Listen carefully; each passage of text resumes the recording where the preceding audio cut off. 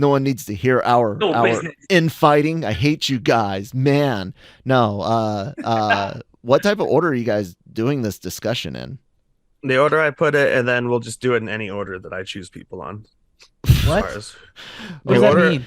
The order you put it in. The order I wrote, the exact order I wrote it on, and the order people will do it on will be who I call on first. Well, here's the question, though: is it going to be each individual person's giving their thing, and then we do it again for the next thing? No, it's not helpful. We'll all do a movie, and then we'll all do a TV show. There we go. Yeah, there we go. Obvious. That's the only way I can think of it in my head. It's not like one of us is going to list everything. Thank you. It sounded like Jammer. it based on what you said.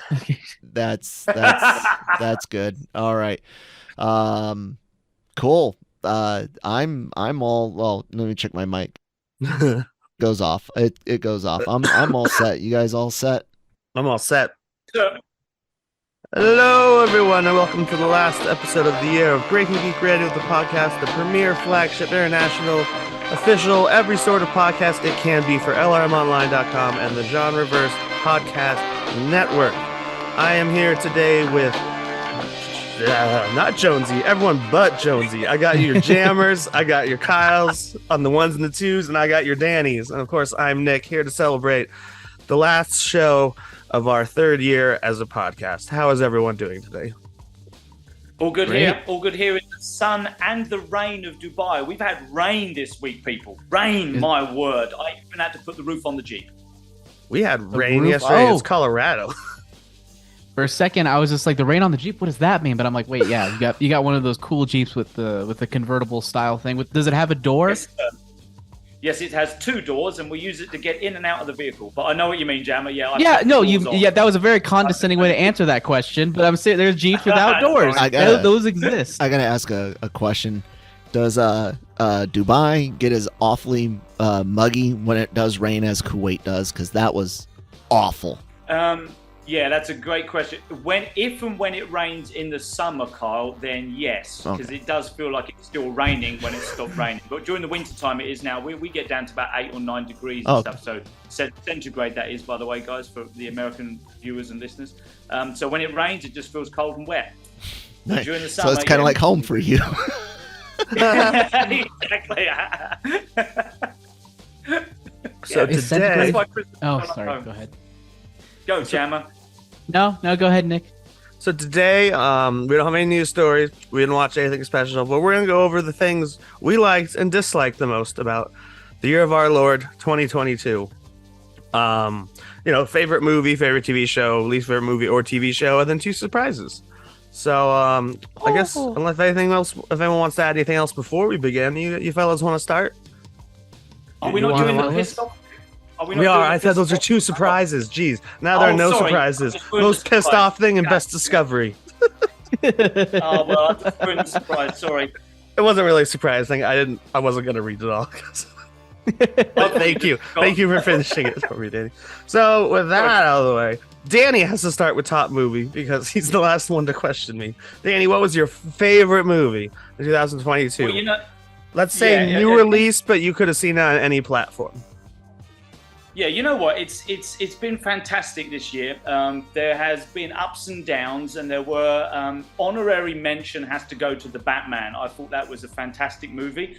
But let's be honest, if I'm going to go with a movie that has surprised expectations, has kept me excited and entertained all 5 times I've seen it. I knew it. 3 of I know where you're going. We all know where you're going. We know it's just going. We all know where we're going. We're going to the danger zone, boys. Absolutely. For everything that it did for the movies, for the big screen, for a film that no one knew that we wanted until we got it, and then we're so happy we got it. For the fact that it broke $1 billion, it's still playing on the big screen here in Dubai. It's still got people going to watch it, that they're keeping it on the big screen. Without a doubt, my favorite, for me, the favorite film of the year, best film of the year, yeah, for lots of reasons, but I think it's definitely Top Gun Maverick for me, boys. Wonderful. Well, I'll take it from here. It is not my top movie, but it is one of my honorable mentions along with The Batman. The thing about The Batman is that I think is interesting is it is a finely crafted movie, but I still have only seen it once. It's a movie that I'm like, I should start watching it. But then I'm like, but then I actually have to sit down and focus on it. It's not something you can just throw on and then get tangentially sucked into. It's something I'm like, I really feel like I have to be dedicated to. And I just haven't been in the mood to do that. So on that alone, I can't give it to that. This is my favorite. I'm not saying best. This is my favorite movie of the year. And for me, it has to be Glass Onion. I've already watched it 7 times. I've watched this movie so many times. Nerd. I know. I've watched it 7 times, and then I've seen I've peeled back the layers of said Glass Onion. No, that's it. I'm shutting this down. No puns. No puns like that. No more. No more. It's not puns a pun. Like that. Not a pun. It's legitimately what it is. But what I appreciate about Glass Onion is that it's very clever at how the mystery is set up. You don't really know what the mystery is for a good while. I'm really sorry. I've got to stop. I'm really, really sorry, buddy. I really wouldn't do this. I haven't actually seen it yet. I've been in the UK when it was dropped, and I've got back and I haven't seen it yet. And I know you're going to love talking about it. If you're going to spoil it, I'm not going to spoil anything. I'm not going to spoil anything. Avoid spoilers on all this today. Yeah, I'm not spoiling anything. I did want to stop you. But I do really want to watch it and didn't want to be spoiled. No. Sorry, I will not spoil it. But it's really funny, very finely crafted mystery. And what I like about it is how thematic it is with the concept of Glass Onion, or the song, the Beatles song. If you don't know, that's a Beatles song where the Beatles are essentially making fun of people who are reading into their lyrics, and they're saying essentially their lyrics are Glass Onion, to where it's like, it looks like it has layers, but you could still see its center. There's no mystery there. It's really blatant in your face. Stop reading into it. And the mystery really does play into that whole idea. So very multi-layered, very funny. I've seen it several times, and I probably am going to watch it again today. Nice. Good choice.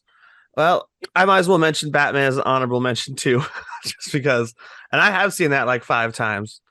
And it is my favorite Batman movie ever, but it still couldn't crack my favorite film of the year. I actually have a tie, and it is both of your picks.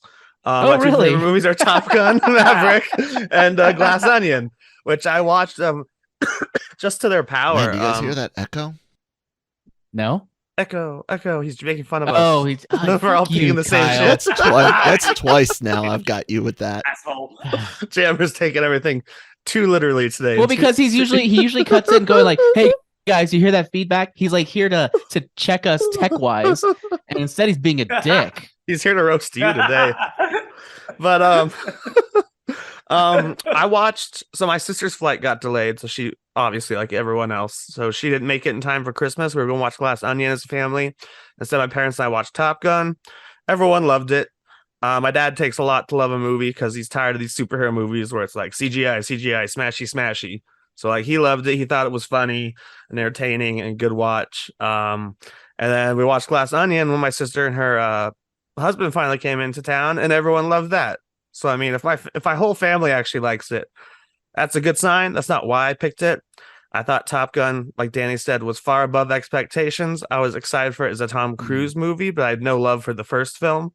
So just seeing how not just the jets, which I was expecting, but how well it was written with the poignant moments and the funny moments, and just how it was kind of spread out. Even though it is Star Wars: A New Hope, if you think about the plot of that, or at least the mission they have to go on in that movie is Star Wars: A New Hope. But as Ryan George points out, he's absolutely right.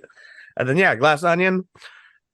I think it's better than Knives Out. It's really hard to compare them because they are. It's still hard. Very different. Hard for me. Very different movies for sure. You go from a fall mansion, East Coast movie to it's a summer paradise type location, which is fun. Super clever.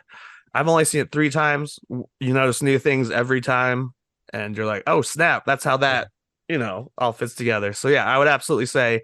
I said we can only pick one and everything, boys, but I said unless there was a dead tie, and I couldn't pick Top Gun or Glass Onion, one over the other. Yeah. Any other movie things folks want to say? I think it's fitting.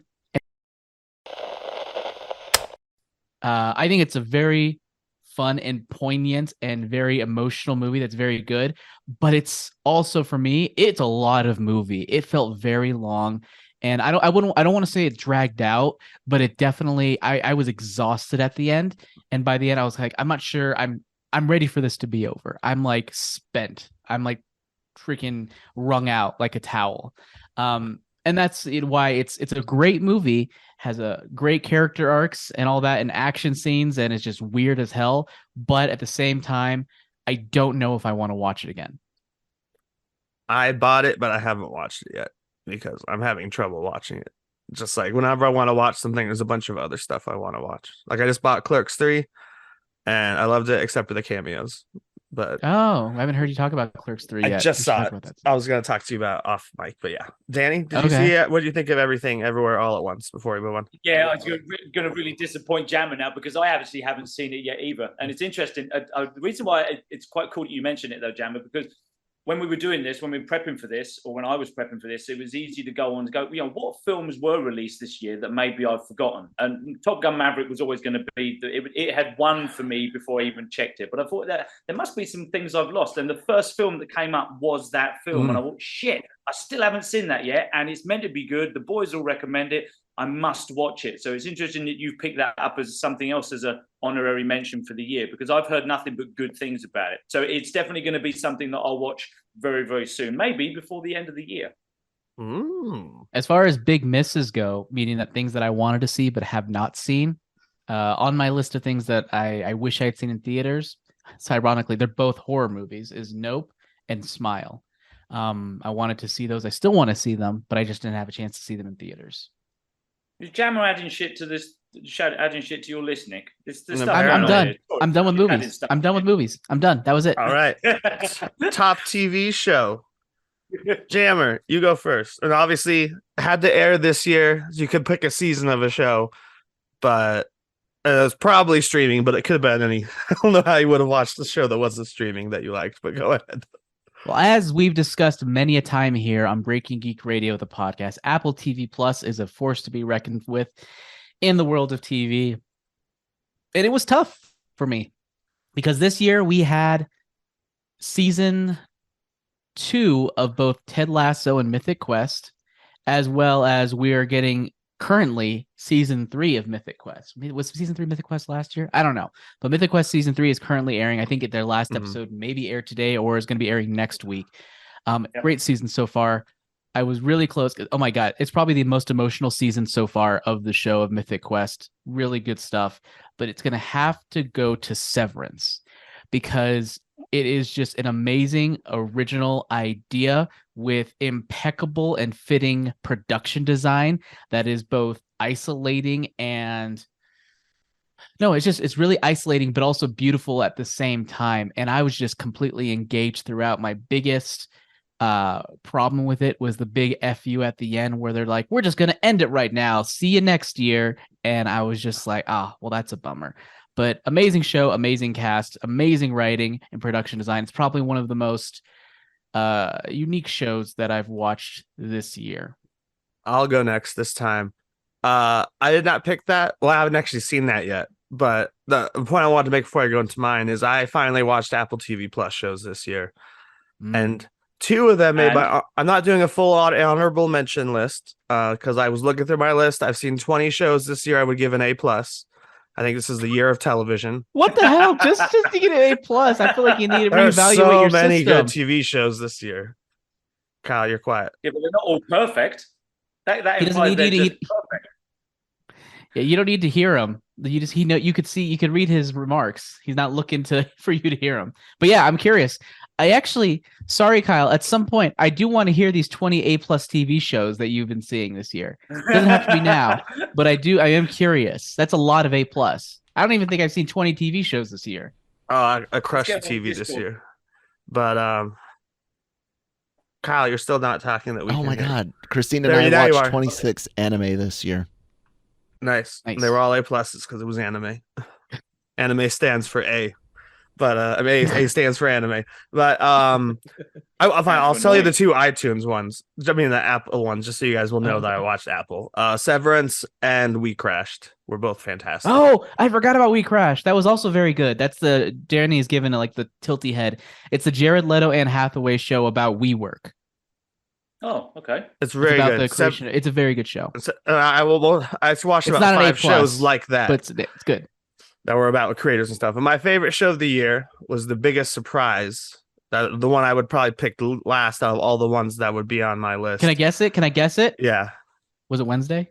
No, that's not my favorite show of the year. Was it Stranger Things 4? No. Andor. Oh, fuck.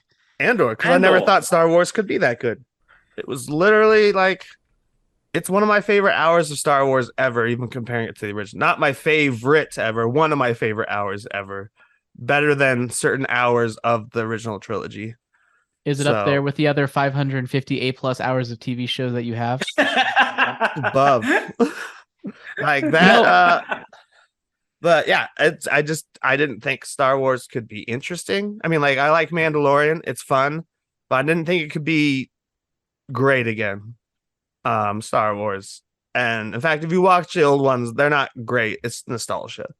I mean, they're good, they're well written, but none of them are like about that. I think there's some pretty strong archetypal storytelling there that really helps keep it timeless. And I don't think it's bad. Let's keep the hot takes on Daily Cup of genre. That's our shtick, okay? Hot take. Not good, nostalgia. No, but I see your point though. You're talking about takes. gray. The grayness is what you're talking about. It's like Star Wars, the grayest it's gone is The Last Jedi. Actually, The Last Jedi and Rogue One. Yeah. The Last Jedi and Rogue One, and then this. Yes, and this has been the show I've been capturing new Star Wars fans with, because in not trying to imitate Star Wars, it is better Star Wars than anything we've seen since 1983.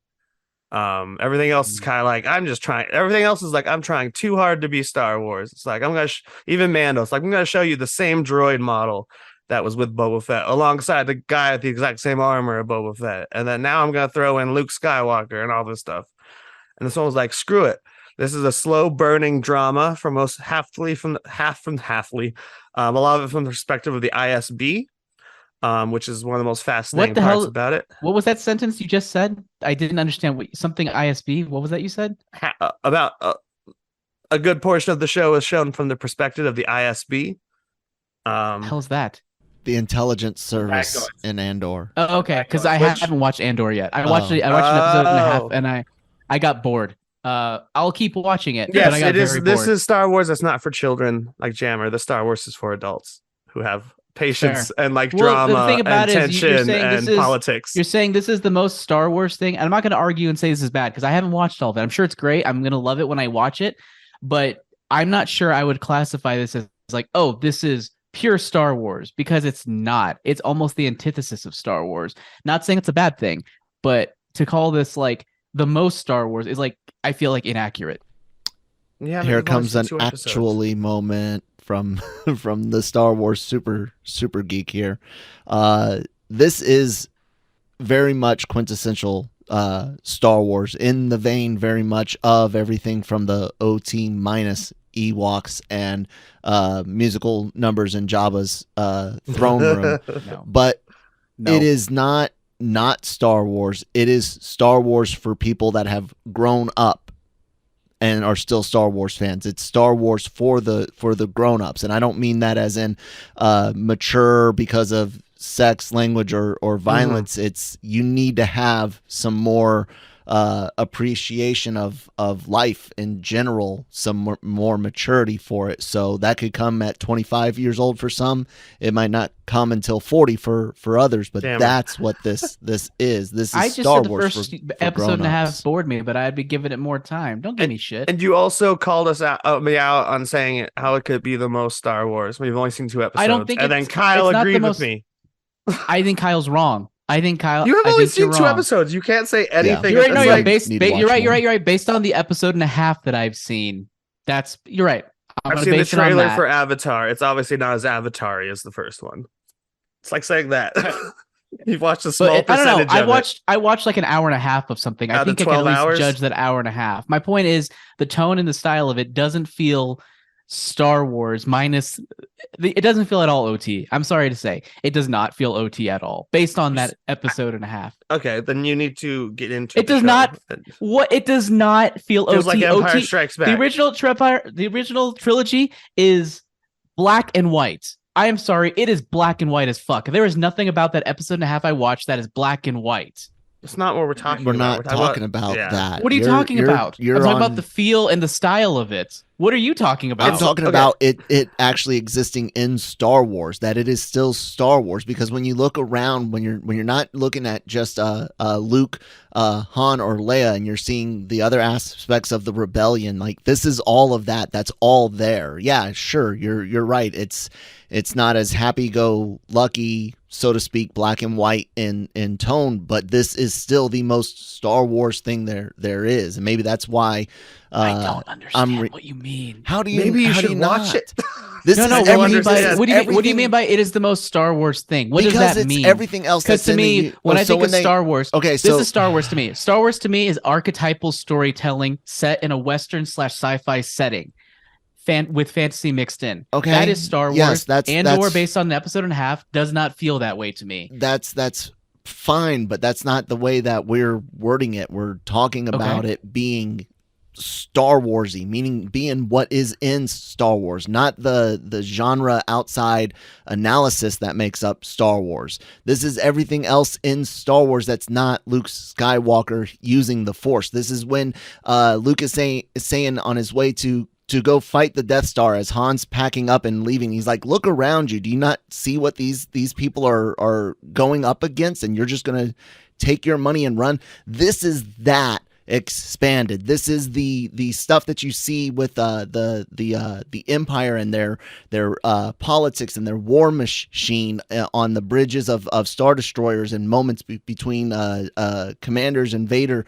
It's that expanded. Like that's what makes this so much Star Warsy. It's sort of the headcanon expanded. It's the headcanon expanded. I don't mean this in a condescending way. I basically, because when we watch Star Wars, we imagine like, oh, this is what's going on behind the scenes that we don't get to see. Yeah, and it's that actually played out. So that's what you mean. Okay, now I understand. There you go. I can agree with that. Okay, because that argument just felt like arguing with someone who's only read the title of an article and you've read the entire article. I'm sorry, an hour and a half is not nothing. That's a out of good 12 hours. Time. That's a tiny percentage of show. That is fair. It's like watching the first 15 minutes of a movie and being like, "This is not Star Wars." Is the first hour and a half of the show not representative of what the show is like? I would say it definitely grows and gets a lot better. Yeah, the first hour and a half were pretty tame. Yeah, I'm sure it does, but does it still kind of have that slow burn feel? Yes. Yeah. It's an adult. That's why he explained it as mature Star Wars. That's why I'm saying is that like that feel I get, I'm sure I'll get more attached to it, but that's just the feel that I got from it, which to me does not feel what I imagine Star Wars at. Anyways, Danny, how you doing? How you doing over there, Danny? I'm good. And as a Star Wars fan, I'm enjoying this very, very much. I did enjoy Andor. Are we ready to get my top TV? Yes. Please. So Andor is definitely in the mix here. What I did love about this year, or what I tried to do this year when we went to the top TV show, was avoid seasons, extra seasons. Meaning, of course, I love Ted Lasso. It's one of the best shows ever to have been on television, full stop. And we had season 2 of that. We also had season 3 of The Boys, and I love The Boys. So we've had some second, and as Jammer rightly said, we've got Mythic Quest as well. We just almost finished season 3. So I thought to myself, I'm going to go, what's a show that I've really felt has been the best show for me this year that I've recently discovered, or it's a brand new one. So honorary mention for me, I was late to the game, was Sandman. I was super late watching that on Netflix. And as soon as I started watching it, I was enthralled by it. I thought it looked stunning. The production value for a relatively unknown product by me and maybe certain others on Netflix, they certainly put their heart and soul into it. And to put Neil Gaiman's books on the bigger screen like they did, I thought was fantastic. However, what won it for me, hands down, because I don't remember a bad episode in this season. I remember being super excited about each and every week, unlike a certain Star Wars show that was running at the time. And it has to be Star Trek, Strange New Worlds. Ooh, good pick. That won it for me. Absolutely love that show. Obviously, there are other Star Trek shows out there, but this one was the new one. It was the, should we say, set in the past. But it really did tick all the boxes for me for what I before anyone says what their version of Star Trek is. It ticked the boxes for me. For Star Trek was. And I genuinely loved every single episode. Each episode seemed to have a different theme. We got to know and enjoy and love or hate each individual character of the main cast. And so overall, I think for new shows this year, definitely Star Trek Strange New Worlds for me. Yeah, and that would be one of my A+ runners up. And I agree with you. I like that. To me, it feels like it's the most Star Trek now we're getting to that conversation, because it is the original series remade with better effects and different characters. Like, it's literally the original series if it was made today, and that's already was my favorite Star Trek before. And yeah, it's fun. You can jump from 1 week as a storybook episode, literally the next week it's Alien, almost literally. So it's fun. Exactly. You can do with it. You can do any genre within that show, because it's like, oh, new planet, new crazy shit happening, which is why I agree and I love Strange New Worlds. So let's continue. I'll start really this quick. One. Yeah. Hold on. I just want to give an honorable mention to Stranger Things 4, because I think that was like a nice return to form for the series. And it had like one of the most emotional scenes in TV this year, having to do with the running up that hill scene, which is really awesome. So I actually would be my official honorable mention if I had to pick one, would be Strange New Worlds. So again, not Strange New Worlds, Stranger Things. Lots of strange worlds this year. One of them I still need to see now that it's on Disney Plus. We need to talk about that in a bit. It's interesting. I haven't seen it yet, but yeah. Okay, I'll go first on this one because we're kind of trading orders. Most disappointing movie or TV show. I had a TV show because I was thinking about movies and I was like, Jurassic World Dominion. I was like, no, how could it be disappointing when I figured it was going to be bad going in?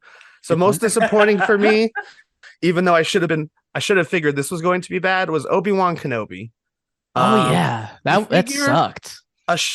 Coming after Mandalorian, you're like, okay, they've got this Disney Plus stuff down. I love Mandalorian. I enjoyed Boba Fett. Really, they haven't let us down yet, I would say, with bad product on Disney Plus Star Wars. But Obi-Wan Kenobi is bad product. It is just, even though it was attached to the prequels, where you think, oh wait, it might have some of that prequel stank. You're like, oh, Ewan McGregor is excited, like we're gonna get to see Obi-Wan be a Jedi. We have to see Hayden Christensen for some reason, even though I was rewatching with my roommate. We watched all of it in order. I'm like, he looks 50 years old. In this like scene, like maybe they should have done some de-aging for Hayden Christensen, but I know Kyle agrees. I didn't know it's the first time rewatching. I was like, Christ, he looks old. But I'm with you on this, Bucket. Yeah, disappointing is the word for this show, right? Because it seemed to go through some production challenges with Ewan's schedule, and then we had COVID, obviously. The zombie apocalypse, whatever we're allowed to call it on YouTube, and we had all those challenges, and he seemed to be dragging his feet about wanting to make sure the script and everything was all right. And so I'm thinking, okay, this is going to be good then, right? This is going to be good. And I think disappointing is probably the best word to describe it. It's not completely awful, but I just felt flat after watching it. In each week, I was just like, this is not what I thought I was going to get. So I'm with you. Disappointing. Yeah. And that's why I didn't say like worst. I picked disappointing for the topic because I had some hopes for it, and I was like, oh yeah, I mean, there's a lot of bad things I could say about it and go on for a long time, but that's all I need. You said some good things about Obi-Wan, about why it was disappointing. So let's go Danny next. Yeah, well, you know what? So I've been flip-flopping all day between movie, TV show. And I think the biggest disappointment, or the two, was Obi-Wan, for the reasons you and I have just discussed. But actually what won it, as I've sat here and read my list down, was Thor, Love and Thunder. Oh, that's a great one. I thought someone was going to pick Doctor Strange, but good. Interesting. Thor's way worse. There was some debate that in my own head, and again, it comes to the disappointment. I don't think anyone isn't aware of how I feel about the film. I really didn't like it, but I'm not saying it was awful. It wasn't the worst thing that Marvel's ever done. It's just, for me, I think it might be for me. It didn't. Well, I mean, it's close. Let's be honest. It might be. I mean, Thor: Dark World might be borderline the first one, but it was just disappointing. It just hold on a minute, you just did all this awesome stuff in Ragnarok, and you did all this, and now I get this. I get talking fucking Krispy Kreme donuts or whatever it was. This is not. It was a dumpling, and I was just super disappointed with it. The humor fell flat to me. It was just a real hard slog, and so the word disappointing really goes into it. The only saving grace recently is when Cam from our website said, if you look at it as from Korg's point of view, he's telling the story, so it's going to be embellished with nonsense, then maybe that's what this story is. That's what the film was. It was Korg's representation of it. And I'm like, that's clutching at straws, but it's the only thing that's keeping me sane. But yeah, so for me, biggest disappointment movie-wise and generally over the year is Thor: Love and Thunder. The only reason I thought you might pick, or someone would pick Doctor Strange, is because of the expectations that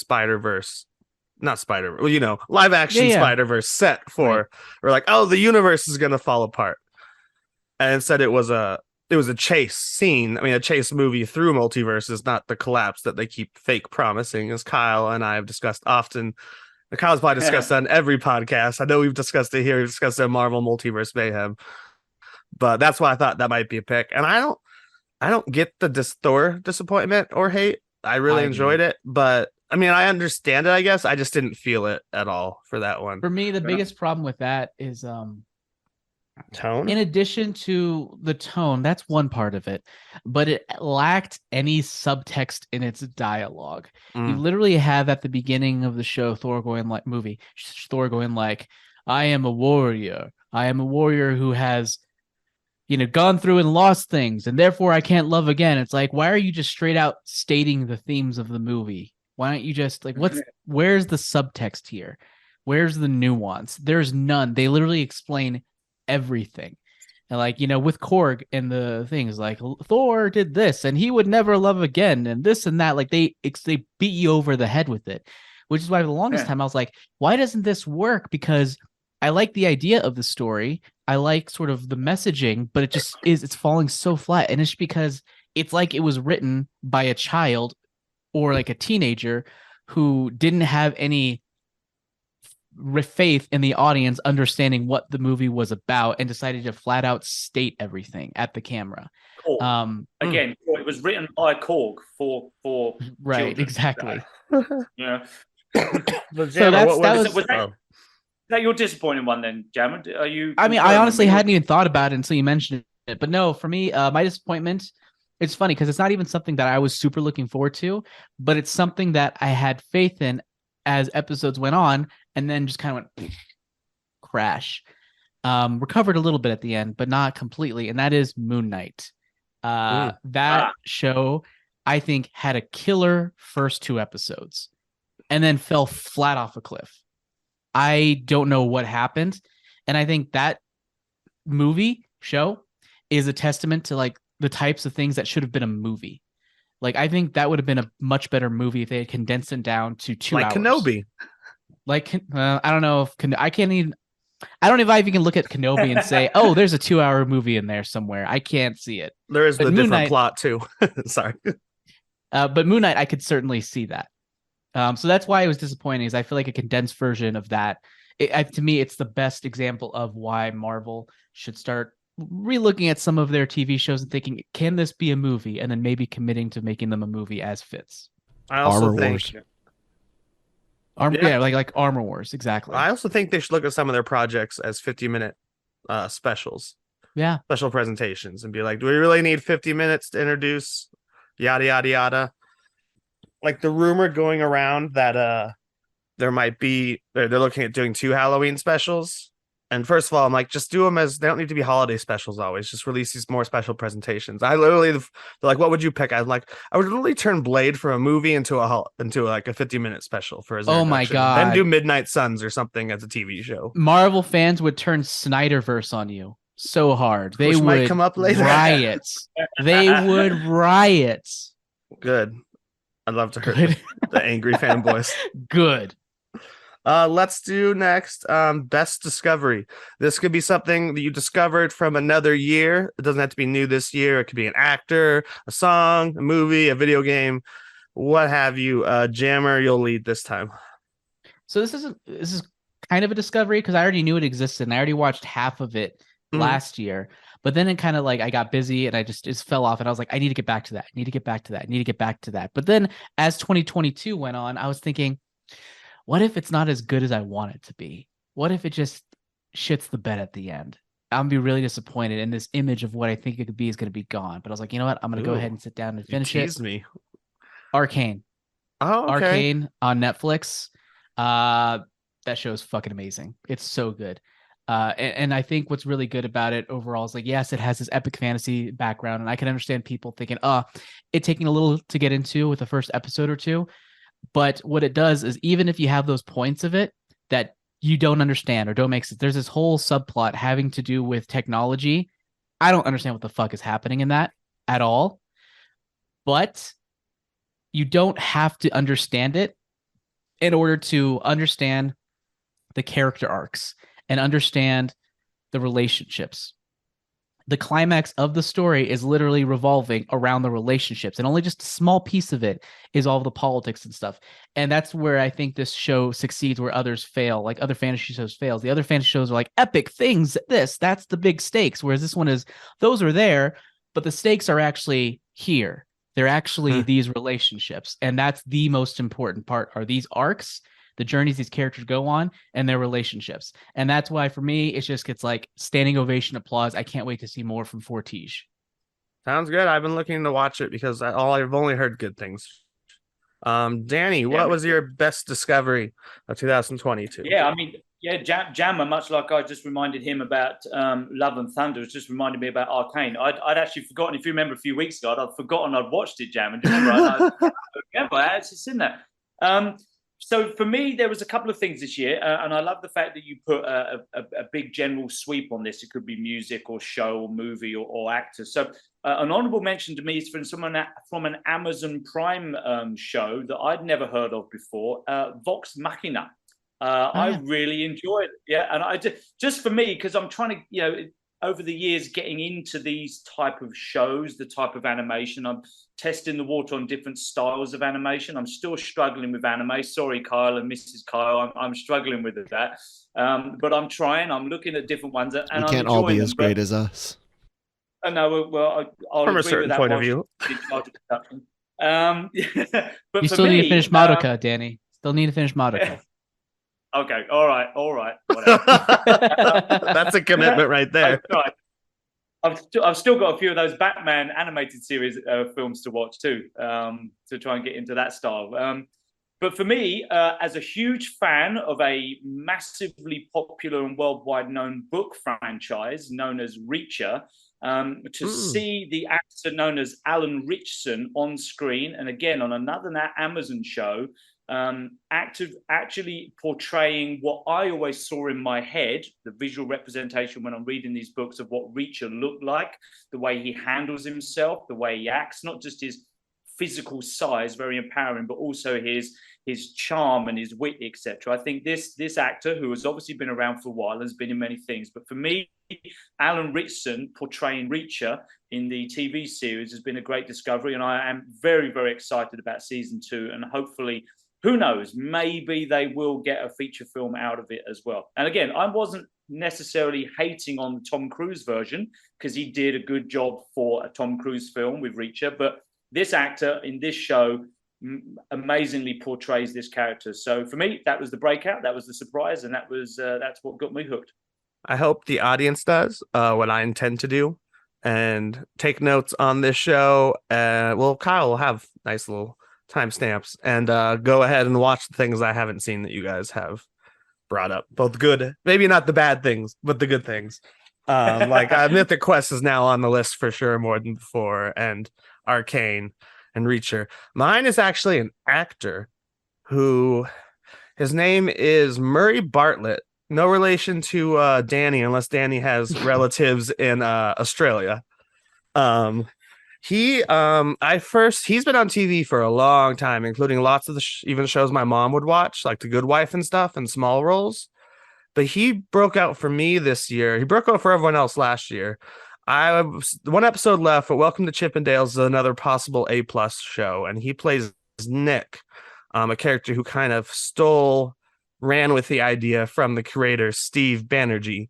And And he's just a very interesting actor, and I'm like, it was really cool. And then I watched White Lotus season 1, where he plays the hotel manager. I can't remember the character's name. That was like Antoine. It's like I can't remember, but he's the hotel manager in White Lotus season 1, which is another thing I really recommend is White Lotus season 1 as far as the discovery. I hadn't seen it before, and just he's fantastic. The only reason I recognized him from one show to the other because he's actually Australian. He uses his Australian accent in White Lotus. When he's playing a real life person, he doesn't in Welcome to Chippendales, but he acts with his eyebrows. He has the most expressive eyebrows I've ever. Like, he's a good actor too, but like his eyebrows are handling like half the work. They're not even the size of them, just the way he uses his upper forehead. And he's just delightful, and he would be my first pick if I could pick any actor to be in Knives Out 3, because I want to see his like him with the, which basically White Lotus is kind of like the Blanc films, where it's like, here's a new interesting cast of characters, we're throwing them together, and there's going to be one death at this resort at least each season, is all that show is. We're going to see everyone's problems and them talkie. But he stole the show as far as a new actor I'd never noticed before this year. So Murray Bartlett is my pick for my favorite discovery of 2022. Danny, you're muted. Wait, you're muted, Danny. Sorry, but yeah. So I was just saying, cool. We've got a couple of actors in the new discoveries, not just shows and stuff, which is great. Good for the listener, dear listener out there, or viewer. And that's the only reason I made up this topic. So I've been wanting to talk about Murray Bartlett since I finished White Lotus season 1 last week. I'm like, I'm gonna make up a topic that fits me. But our last topic is one that Danny came up with. So I guess I'll let Danny go first again. How did I word it? Let me see. What pissed you off? Yeah, what pissed you off the most in what pissed us off the most in 2022? Well, I think if to our long-term listeners and viewers out there that have stuck with us through thick and thin this year, there's only been one thing really that has really, to coin your phrase there, Nick, pissed me off. I would add other words in there, but we don't want to ruin the chances of YouTube actually allowing us to air this episode. But if you could think of all of the swear words put together, then my top pick would go to the film I'm about to mention. However, very recently, honorary mention is I still want to know what happened to the water Smurfs in Avatar: Way of the Water. It really is bugging me because it's like they're all there. Their daughter is one of the ones that's been captured and kidnapped and handcuffed again. And yet they all seem to disappear. And it's been grating me that each time I've seen the film. So it's not pissed me off, but it is an itch that I just can't scratch. However, the movie that has made me the most angry and gets me the most upset, and even now just attempting to say the word is starting to piss me off, is without doubt Moonfall. I will try and put it into words, but with a cast that is pretty damn good. And then you've got a end of the world set movie like Armageddon and Deep Impact and all those films. And they're all, for want of a better word, nonsense. I'm willing to overlook the nonsense to enjoy the spectacle. But this film took absolute nonsense writing to a whole new level. It was absolutely abysmal from start to finish. I could go on for a whole 30 minutes on how much I hate this film and everything it did.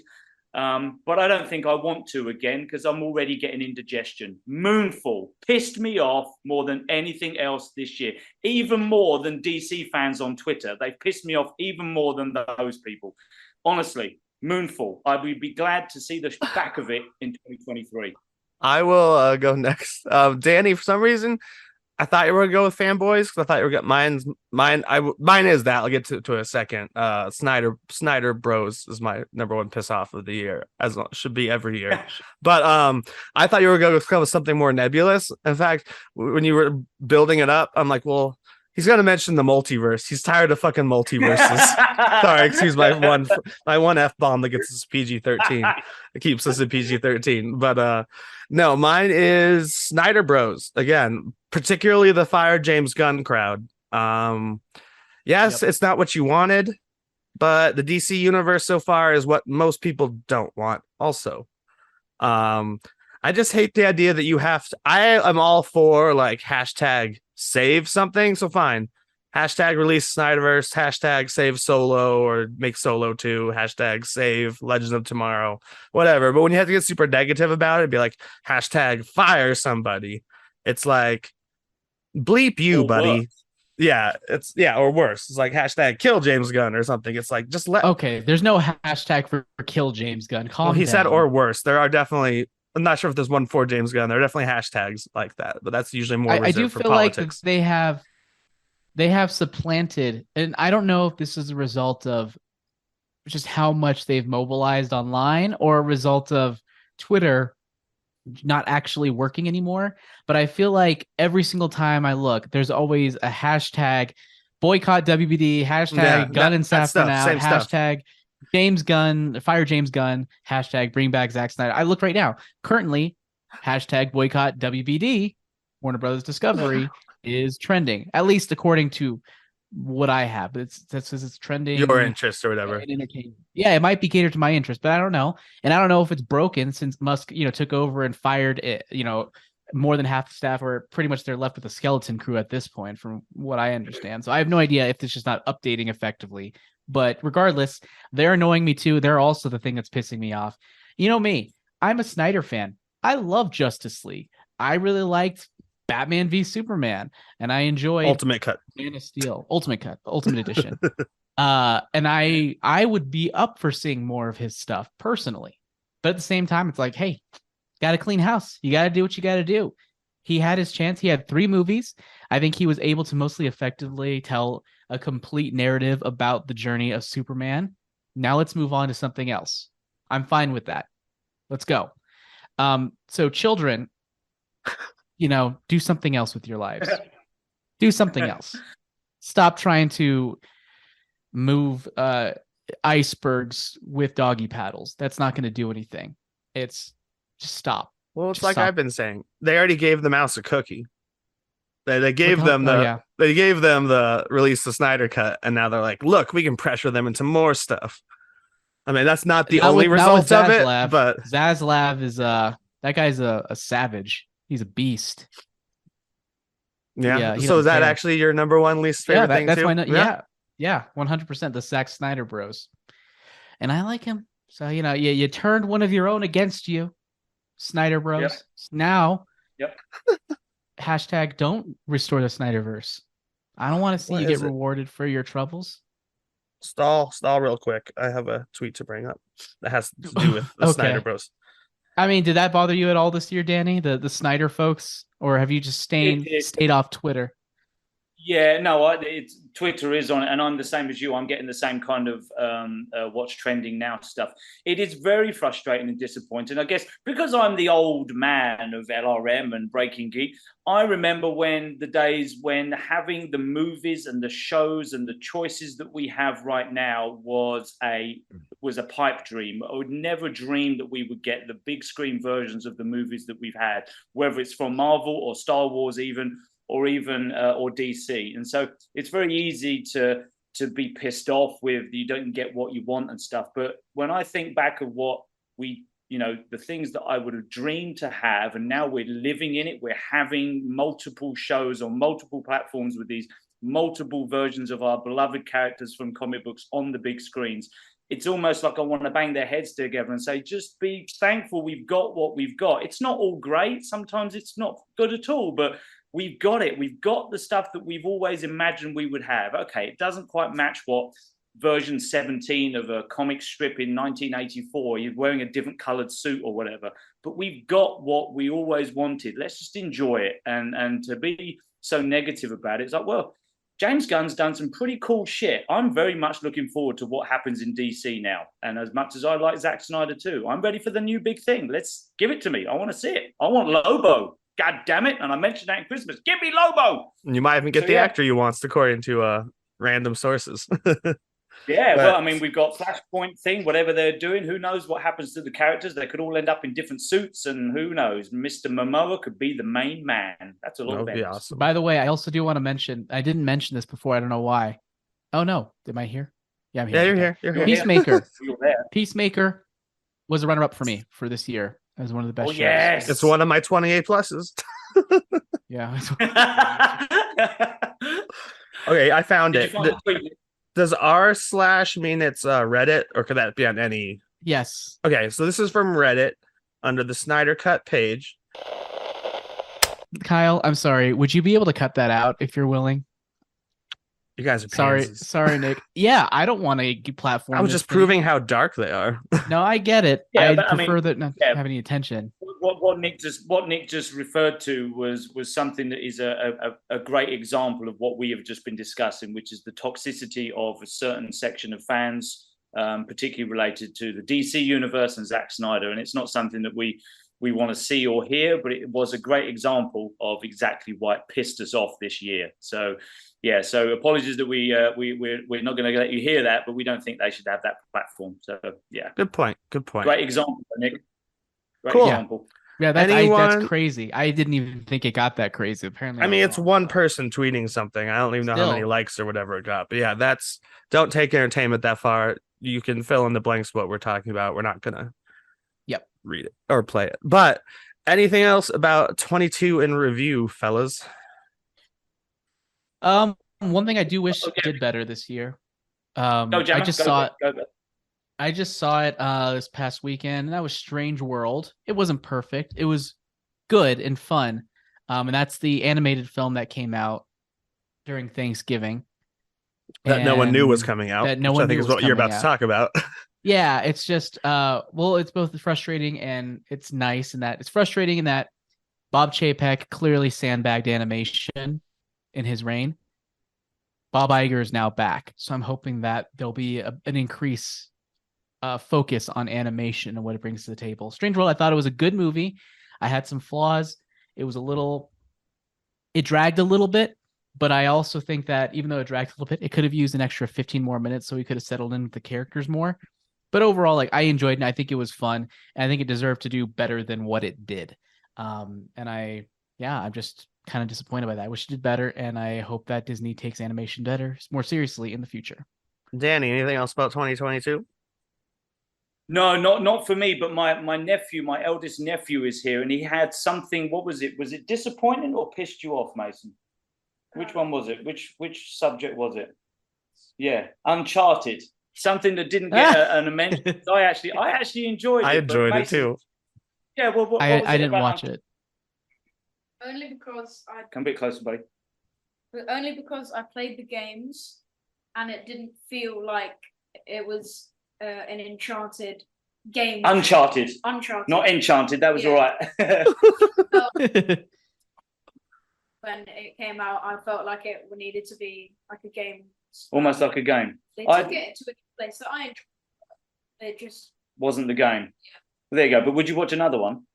Yeah. There you go. See, now why can't we fans be like that? Thanks, buddy. Where you get, it's not quite what you wanted. It's not quite the game, but you enjoyed it enough to want another one, right? I'd actually forgotten about Uncharted, which is why Mason just brought it up. But no, I think it's been a great year. It's had ups and downs. We've had goods and bads. We've had disappointments. But like I was just saying a few minutes ago, I am happy to be living in this time where I've got so much of the stuff I enjoy on the big screens and the smaller screens. So yeah, absolutely. It's been a great year. I look forward to 2023, much of the same. And I'm sure we're going to have lots of great conversations about what was good and what was bad over what's coming up next year. I will say my last thing. I forgot to mention it. If anyone's looking to, I'm sure it's a small role because I don't know how the story works for Last of Us. But Murray Bartlett's next project, the guy I was talking about, is The Last of Us. He's in The Last of Us. He's right. not The Last of Us. He's in The Last of Us. Yeah. Well, I said his next project is. You Yeah, said he's he- not you said making he- it. He's not making it. I said No, I his thought you were next saying- project is. Okay. I thought you said Murray Bartlett is The Last No. of Us. It'll probably be a smallish role, but it's the first thing that comes up on his Wikipedia page, even though it's not out yet. But I just want to thank all of our listeners and Kyle a great deal for really kicking the genreverse into overdrive this year, from our YouTube channel to the professional editing. We're all in HD video now for you folks, and that's all because of our editor Kyle. Semi I was HD, like, semi HD. He's like, I look better than all you. Unless we start recording like individually our own separate things and then send him the files. Zoom has a max, and I can't do the separate file stuff. That would be too much work. But there are some potentials for some 1080p video stuff in the future, but we'll see. Subscribe, support us. Yep, exactly. We love you guys. This, as I mentioned earlier, we just completed our 3rd year of Breaking Geek Radio, the podcast. Our anniversary isn't until March. 3rd year? This is our 3rd year being on the air. Really? That's it? It's been longer, hasn't it? No, because remember we had our 3-year anniversary in March. I don't remember that. When we did Batman, and it was our anniversar show. Oh, I thought it was longer than that. I don't know, man. I don't know what I'm talking about. But next you're running year, this into those fanboys and LR Mornings memories. Yeah. Well, I was just trying to also think. I know that Nick and Nick and Tanya and Jonesy were there for a while. There was like a year without me. It started with March 2019 when our first show was Captain Marvel, which was 2019. But because I know that because that was the year of Endgame. And obviously, it was one of the movies they slipped in the middle. Right before. Yeah. Yeah. So we want to thank you all for being here for us, for being here for the network. I'm really looking forward. I've enjoyed every podcast I've done this year. I look forward to another great year with these gentlemen and Jonesy and whoever else we can get involved. So with that, I'll wrap it up. You've been listening to Breaking Geek Radio, the podcast. We thank you again for having you here. We are on the Genreverse Podcast Network and LRMonline.com, where there are many great shows.